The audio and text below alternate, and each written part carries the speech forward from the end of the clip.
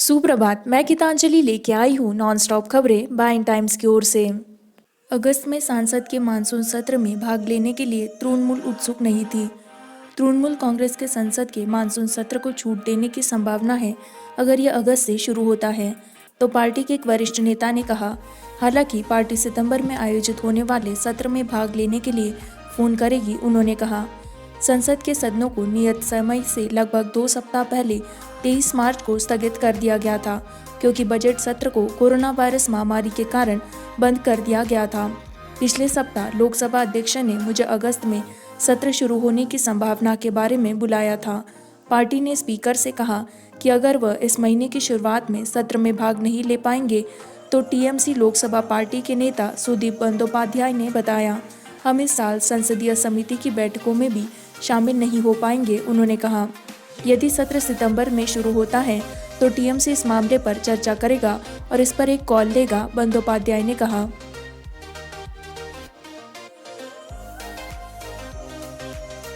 कोविड-19 धारावी में 8 और परीक्षण सकारात्मक, सक्रिय मामले 82। बृहन्मुंबई म्युनिसिपल कॉर्पोरेशन बीएमसी के अधिकारी ने बताया कि मुंबई की सबसे बड़ी झुग्गी धारावी में गुरुवार को कोविड-19 के 8 नए मामलों की सूचना दी, जो 2597 तक पहुंच गई। अधिकारी ने कहा कि धारावी वर्तमान में केवल 82 सक्रिय मामले और संख्या है। बरामद कोविड-19 रोगियों की संख्या 2257 हो गई है। नागरिक निकाय ने हालांकि कोविड-19 रोगियों की मृत्यु का खुलासा करना बंद कर दिया है। यदि कोई है तो स्लम बहुल क्षेत्र से 2.5 किलोमीटर से अधिक क्षेत्र में फैला है। धारावी है 6.5 लाख से अधिक आबादी के साथ एशिया का सबसे बड़ा स्लम माना जाता है।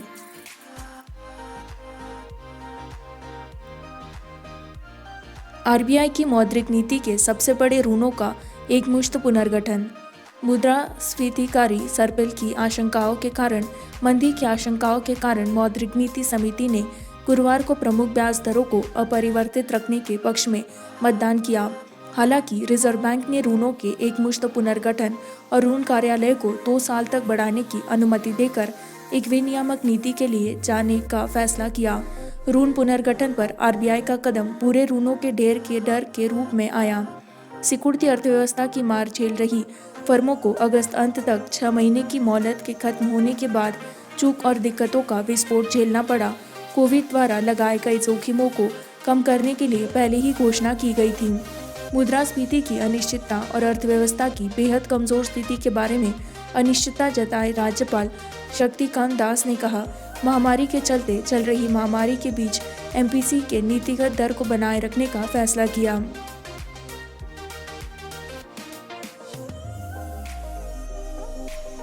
बिहार में बाढ़, 33 एनडीआरएफ, 16 जिलों में एसडीआरएफ की टीमें तैनात, मरने वालों की संख्या 19 हो गई। राज्य सरकार के आपदा प्रबंधन विभाग के अनुसार बिहार में कई जिलों को प्रभावित करने वाली बाढ़ से निपटने के लिए राष्ट्रीय आपदा प्रतिक्रिया बल एनडीआरएफ और एसडीआरएफ सहित 30 से अधिक टीमों को तैनात किया गया है। बढ़ते जल से प्रभावित हुआ है। इसके परिणाम स्वरूप 19 मानव जीवन नष्ट हो गए हैं और 66,60,655 की संयुक्त आबादी प्रभावित हुई है। कुल 12,202 लोगों को राहत शिविरों में स्थानांतरित कर दिया गया था।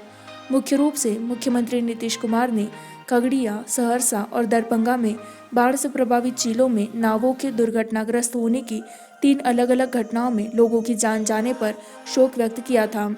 राज्य में और जिला प्रशासन को मृतक के परिजनों को अनुग्रह राशि प्रदान करने का निर्देश दिया।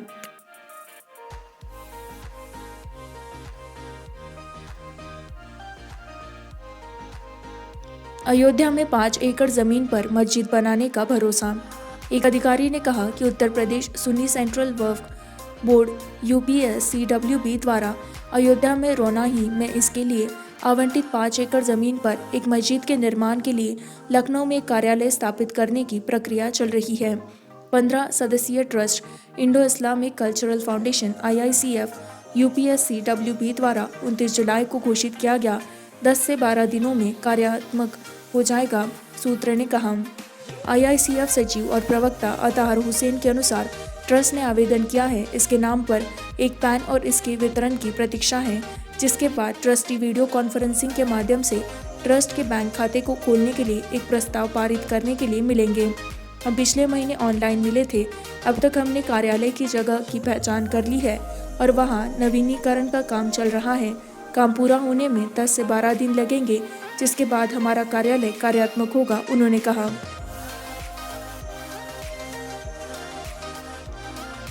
स्नातक स्तर की बहुसंस्थागत प्रतिक्रिया ने कोविड-19 मामलों को रखा प्रति मिलियन कम मौतें, हर्षवर्धन।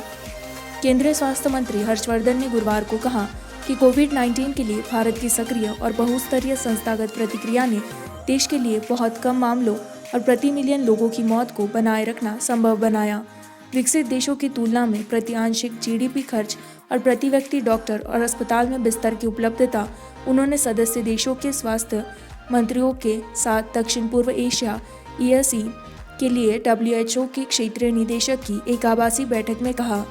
कोविड-19 के प्रसार पर अंकुश लगाने में लॉकडाउन, उन्होंने समझाया कि यह मामलों की वृद्धि दर को धीमा करने में प्रभावी था और सरकार को स्वास्थ्य बुनियादी ढांचे और परीक्षण सुविधाओं को बढ़ाने के लिए समय दिया।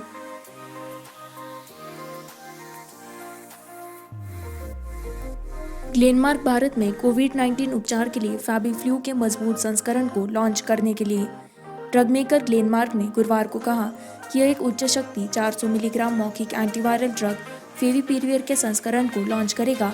एक दवा ने देश के ड्रग रेगुलेटर द्वारा हल्के से मध्यम कोविड-19 रोगियों के इलाज के लिए आपातकालीन उपयोग प्राधिकरण दिया। फेविपिराविर का निर्माण फूजी फिल्म द्वारा किया गया।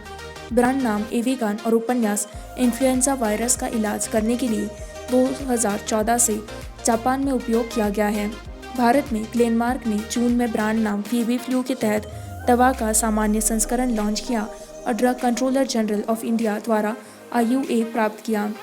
इस प्रकार अब सिफारिश की गई खुराक दिन में 2 बार दैनिक 1800 मिलीग्राम थी, उसके बाद 800 मिलीग्राम 2 बार दैनिक 14 दिन तक थी।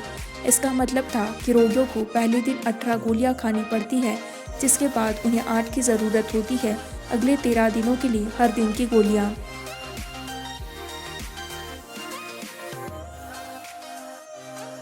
बेरूत विस्फोट के बाद चेन्नई ने 690 टन से अधिक अमोनियम नाइट्रेट को सीमा शुल्क द्वारा जब्त कर लिया। बेअसर के बाद अमोनियम नाइट्रेट से कम 135 लोगों की मौत हो गई और बेरूत में हजारों लोग घायल हो गए। 690 मीट्रिक टन से अधिक की चिंताओं को उठाया गया है, जो वर्षों से यह सीमा शुल्क विभाग की हिरासत में रहे हैं। कस्टम विभाग के सूत्रों के अनुसार 7,401.80 करोड़ रुपए के मूल्य वाले 37 कंटेनरों में अमोनियम नाइट्रेट फिल्ट्राइड को नवंबर 2015 में चेन्नई कस्टम्स ने करूर के श्री अम्मान केमिकल से जब्त कर लिया था। आयातक ने उर्वरक ग्रेड के अमोनियम नाइट्रेट के रूप में माल को गलत बताया था, जबकि इसकी जांच की जा रही थी। विस्फोटक ग्रेड के पाए गए और अमोनियम नाइट्रेट रूल्स 2012 का पालन नहीं किया गया। शहर में मनाली के सटवा हाईटेक कंटेनर फ्रेट स्टेशन पर कई जब्त कंटेनर पड़े हुए हैं। सीमा शुल्क विभाग से यह पता चला है कि 690 टन रसायन ई-नीलामी की प्रक्रिया के तहत है। शेष दिसंबर 2015 में चेन्नई बाढ़ के दौरान क्षतिग्रस्त हो गए थे।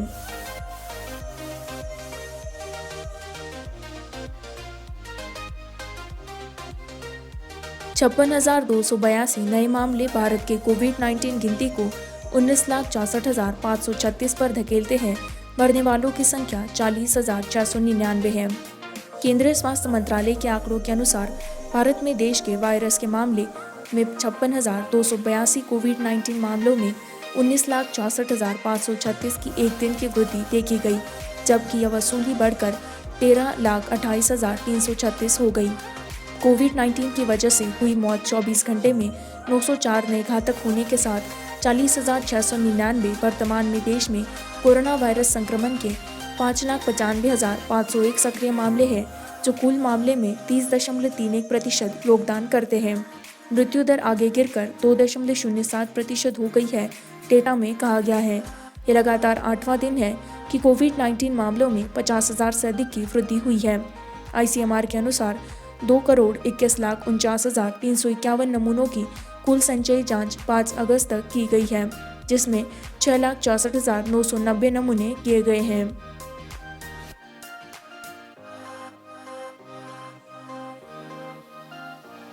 IMD मध्य प्रदेश के कुछ हिस्सों में भारी से बहुत भारी बारिश की भविष्यवाणी करता है। भारत मौसम विज्ञान विभाग आईएमडी ने गुरुवार को मध्य प्रदेश के पश्चिमी भागों में अलग अलग स्थानों पर गरज के साथ भारी से बहुत भारी बारिश होने का अनुमान लगाया और शुक्रवार सुबह तक आंधी तूफान और बिजली गिरने के साथ पूर्वी में पृथक स्थानों पर बारिश होने की बहुत संभावना थी। आईएमडी के भोपाल कार्यालय के वरिष्ठ मौसम विज्ञानी पीके साहा ने कहा, राज्य के कुछ हिस्सों ने शुक्रवार की सुबह तक दोनों पूर्वानुमान शुक्रवार सुबह तक मान्य है। राज्य के कुछ हिस्सों में पिछले 24 घंटों में बारिश हुई। इस अवधि के दौरान सीहोर जिले के रिहटी क्षेत्र में 14 सेमी बारिश दर्ज की गई थी। मध्य प्रदेश में अब तक औसत बारिश की तुलना में 13% कम बारिश हुई है, अधिकारी ने कहा। इसी के साथ मैं संवाददाता गीतांजलि आपसे विदा लेती हूँ। इसी तरह की नॉनस्टॉप खबरों को जारी रखने के लिए बाइन टाइम्स हिंदी को लाइक करें, सब्सक्राइब करें, शेयर करें।